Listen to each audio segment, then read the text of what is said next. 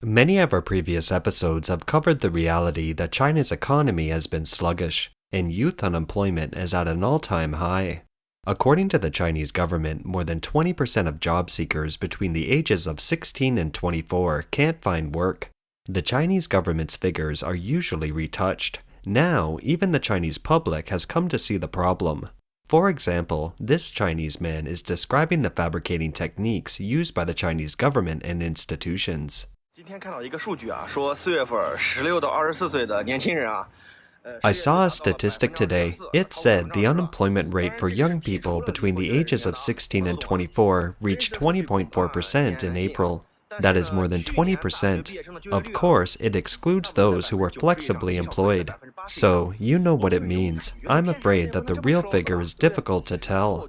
However, the employment rate of last year's college graduates from various schools, most of them were above 90%, and a very small number of them were above 80%.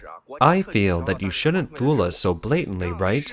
Then I investigated the details of this data. Guess who compiled them? It turned out that it was the colleges and universities themselves. They compiled the employment rate. In 1998, the government abolished the system of allocating jobs for college graduates, allowing the market to test the quality of college education and society to test the students' abilities.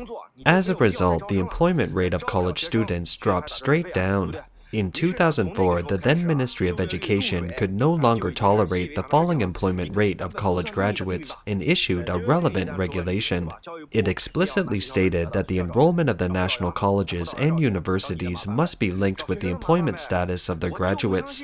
It means that if their graduates can't find jobs, it'll impede their future enrollment.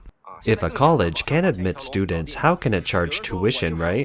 So, from that time onwards, the employment rate has been watered down, okay? The practice is common, and it's an open secret. If there is a problem with the employment rate, the Ministry of Education will hold the school accountable. The school will then hold their counselors accountable, and the counselors will hold guess who accountable. They'll come after you. They come after the students. I don't believe that your internship report is earned by actually going to work. Haven't you ever tried to bribe someone to get it stamped? Nowadays, it's even easier as you can spend money online and get it done in one go. Some people might say, I just can't find a job. There is no way to get an internship and no way to find a job. In that case, it's easy for the school to deal with you. The most common tactic is to delay giving out the graduation certificate. They wouldn't say openly that because you fail to land a job, you don't get your graduation certificate. They have excuses such as you don't qualify in this area or you haven't provided sufficient evidence in the area to justify the delay of your graduation certificate. It'll force you to obtain so-called employment. If you say this year the employment is too tough and I just can't find a job, no worries, there are still options. 2 years ago, the central government issued a document, right? It states clearly that Taobao store owners, self-media, and esports workers are all included in the employment statistics. It means if you have accidentally live-streamed your social media account like Douyin and people tip you a dime, sorry, you are counted as a self-media worker. Or, if one day you have nothing to do and decide to set up a street stall, sorry, you are considered self-employed. If you happen to participate in a game, sorry, you're considered an esports operator. This is perfect. You can even skip steps needed to provide a stamp of evidence, and the school can achieve a virtually 100% employment rate. In order to recruit students and make money, schools have been inflating their employment rates.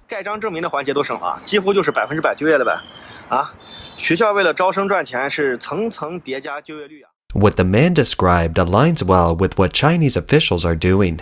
That is, they don't solve problems but rather cover up the surface. For example, expanding the definition of employment has given rise to the term flexible employment. Flexible employment is also known as soft employment, informal employment, or odd jobs. It's a general term for various forms of employment that are different from traditional full-time employment with stable employers and workplaces, such as part-time work, freelance work, self-employment, work from labor agencies, and so on. According to data released by China's National Bureau of Statistics, by the end of 2021, China's flexible employment reached 200 million people. The official media Guangming Daily published an article titled, "Young people prefer flexible employment, no need to overly worry." It pointed out that unlike their parents' and grandparents' generations, young people in China are no longer obsessed with work units and institutions, and are pursuing jobs that are compatible with their interests and professional skills. They are enjoying more autonomy in their work as well as the balance between work and life. According to the article, flexible employment is the active choice of most young people, and there is no need for outsiders to be overly concerned. However, some scholars have pointed out that this is a tactic of the authorities to glorify the huge number of unemployed people to evade responsibility for terrible social phenomena. In addition to the flexible employment scheme conceived by the government to increase the employment rate, companies have also started to offer self-funded employment. This news would make a capitalist cry. A college girl who studied nursing went to a hospital in Tianjin and was told you can be an intern here for 1 year, and if a department accepts you after your internship, you will be accepted as a full-time employee. But during this 1 year period, she wouldn't get paid a penny. She had to pay for her own meals and apartment. Her workload was the same as a normal nurse, with morning, evening, and night shifts. And even the white coat was provided by her school when she was a student. And this girl also described the details of the work. Every day, she had to carry a lot of heavy IV bottles. She had to carry them up, one box at a time, and then had to take care of the changing of beddings for all patients, cleaning, including all the checkups. She had to do all of these things. So under such circumstances, she worked for a whole year. All the expenses incurred in this year were borne by her parents, which was equivalent to the 5th year of her college education.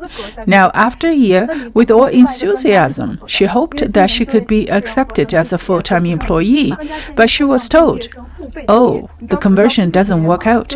You can go. You can leave now."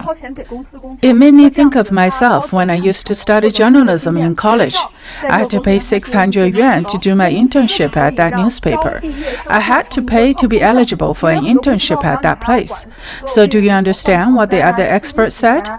Because this year the employment situation and the overall business is poor, this expert has suggested that college graduates pay to be employed. Do you know what it means to pay to be employed? That is to say, let college graduates pay money to work for the company. In this way, the student can at least get work experience, the school gets a high employment rate, and the company can turn the recruitment of graduates into an income-generating project. Because many companies are crumbling, they can take the money, use the money they have collected to revitalize their business. These graduates can then gain work experience. It completes a neatly logical loop. So the expert thought he was pretty smart to come up with this scheme. He's all about milking dry the parents of these graduates. Young people will now have no children, so they don't have to spend money on them. Only the parents of the current generation of children who are now adults or traditional Chinese parents still feel that they have to give everything they have to their children. That's the kind of parents you are. So you just keep spending money on your children. They can't get new ones, so they keep going to the old ones. The old ones will continue to take money out of their pockets and continue to invest in their children until they are in their 20s, and then they have to invest in their children again and drain everyone of all the savings they have in the bank. Wouldn't you agree?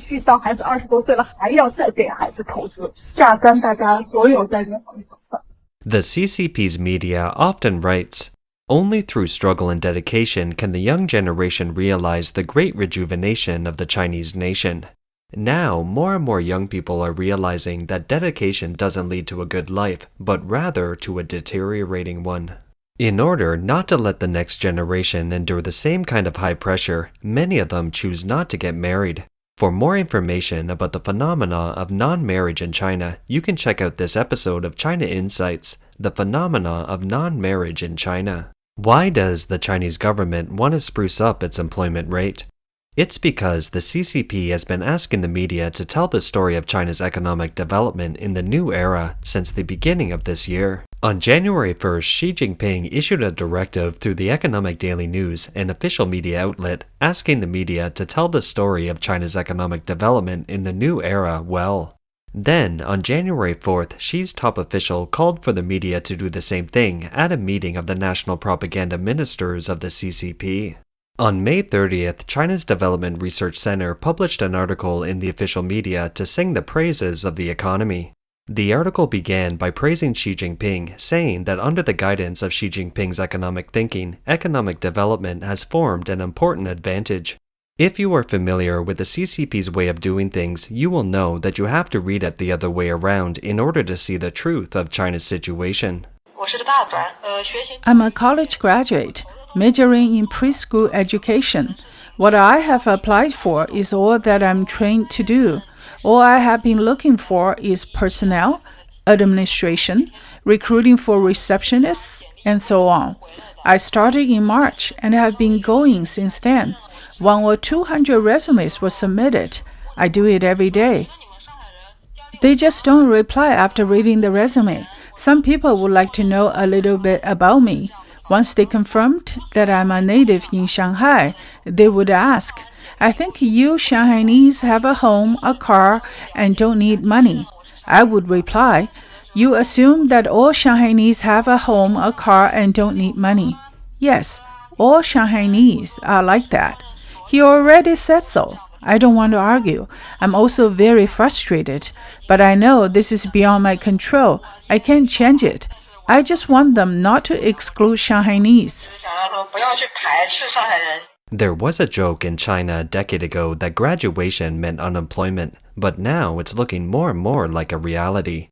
A society that cannot accommodate new labor is a clear indication of a declining economy. The president of the Shanghai University of Finance and Economics, in his report on China's macroeconomic analysis and forecast for the mid-2023 period, mentions the 5-20% phenomena in China's economy. They are the unemployment rate of young people exceeding 20%, the year-on-year decline in industrial profits exceeding 20%, the decline in local government land transfer revenues by 20%, the area of real estate construction dropping 20%, and the gap in the consumer confidence index reaching as high as 20%. While young people are unable to find jobs, middle-aged people aren't in any better shape. According to the National Bureau of Statistics, the National Urban Survey unemployment rate was 5.2% in May, which means that 1 out of every 20 people was without a job. Please note that these figures are all provided by the Chinese government.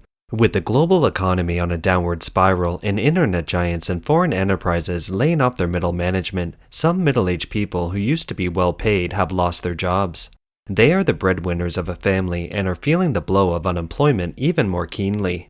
Hence, the phenomena of middle-aged people pretending to work at Starbucks has begun to appear in China.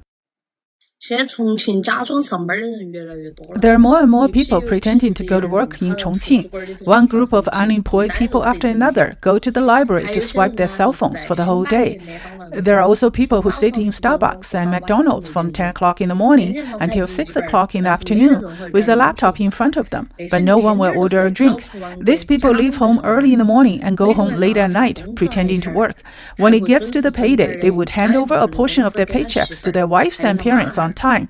Most of the money is from credit cards. These people are simply a contemporary model of excellence. I feel that this year, this wave of unemployment has affected not only factory workers and restaurant waiters. These white-collar workers in the office building have also not escaped this calamity. Previously, those who are involved in the internet and software development are rare talents, is it not? But this year, the situation has suddenly shifted, giving them a hard time adapting as well. One of my clients who bought a foreclosed property was originally a coder in a large factory in Hangzhou, but was laid off at the beginning of this year, and then he returned to Chongqing. He has been looking for a job in Chongqing for more than 2 months now, but he hasn't found any. Just last year, he was approached by a headhunter, but this year, no one wants him. I have another client who works at the HR of a software development company. Previously, when the company posted a job offer, they never received more than 10 resumes. But this year, for the same position and the same income, they received 100 or 200 resumes. You can imagine how fierce the competition is out there. A while ago, Alibaba laid off workers and fired 25,000 people. Similarly, other internet companies are now laying off workers. So it seems the internet industry is now entering a winter season as well. And when a company lays off employees, the first thing they let go is those over 35 years old. So, on the one hand, it's to propose a delay in retirement to the age of 65. And on the other hand, we see an unemployment rate of more than 20% this year. This pressure is really not just a little bit. Before, when one loses the job, one can still go to drive an online taxi or deliver a takeout. But now, the online taxi industry is in trouble, and the takeout delivery business has simply too many workers. Our parents' generation can still go home and farm when they lose their jobs. There is still room to lie flat.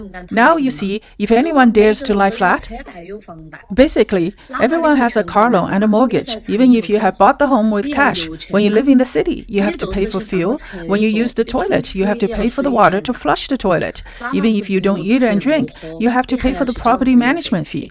Do you dare to lie flat? If you're now in the middle of unemployment, don't give up on yourself, because now most of the people out there are like you. So hurry up to seize the time to learn some new skills and embrace the next storm with a positive mindset.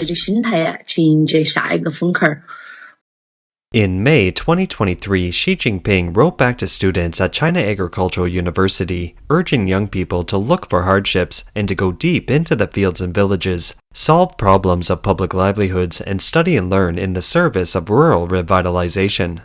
When he tells college graduates to suffer, it feels like a throwback to the disastrous Cultural Revolution of the 1960s and 1970s. Apparently, many young people haven't listened to the party leader's instructions, but instead joined the lie flat movement to save money and avoid hard work. The party media have criticized the movement, which seems to have made it even more trendy. Of course, there are also those who are skeptical about the wave of unemployment that is now widely circulating. They believe that the problem isn't so serious. Here is a skeptical individual. Let's hear it. Who is unemployed? Who can't find a job? Anyway, as far as our tobacco system is concerned, there is not a single person around who has suffered a pay cut or layoff. As far as the family members of employees of tobacco companies are concerned, there is not a single person without a job, not to mention a single person like you who complains every day about the world, who hates this or that. In my opinion, some people have nothing better to do all day long than to make use of the unemployment rate as a means of gaining online traffic, maliciously exaggerating facts, and creating anxiety on purpose. What are you trying to do? All the employment data show that the economy is rebounding at a high speed and is on a positive trend, but you are criticizing it every day. I am speechless. Sometimes I suspect that you guys have received some kind of benefit. Some people are even more ridiculous. They complain about their low wages, their layoffs, their inability to find a job, and how they are having such a hard time. Shame on you. What kind of lowlife you have become. You love to go online to show your misery. Other than spreading negative energy and rendering negativity, what's the point of it? Have you ever reflected on why other people can go into the rich central state-owned enterprises, why other people can easily pass the exam for public service, but you fail whatever you do? Essentially, you people don't work hard enough, you aren't capable enough, you aren't good enough. It's fine if you don't want to work hard, you aren't capable of anything, but you like to complain and be picky about what you do. If you can't work in an office job, you can still work in jobs like delivery and courier. To put it bluntly, they are just losers with high expectations and low abilities. You use the unemployment rate every day to lash out. In fact, the high unemployment rate is caused by your bunch of losers who maliciously refuse to work. I urge you to reflect on this and stop dragging society down. Besides, the unemployment rate, you said, is changing concepts. In reality, 80 to 90% of the people are in the category of employment and flexible employment.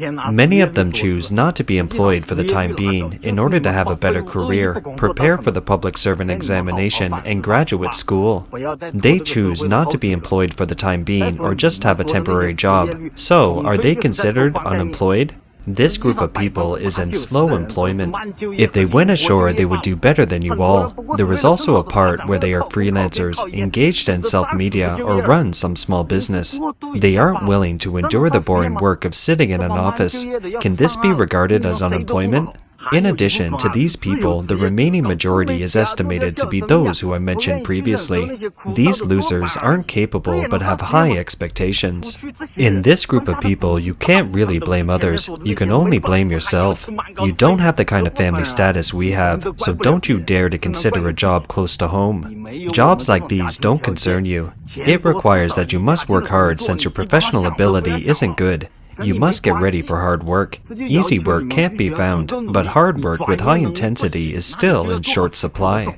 So, take off the shabby long gown and let go of your expectations. Get down to earth and find a job to do. Your life will surely get better. The phrase, take off that shabby long gown, uttered by this person, is an internet term that has recently become a hot topic in China. It originated from a well-known novel. It means to let go of one's dignity as a scholar and don't be choosy about one's work. Many netizens participated in the discussion on this topic.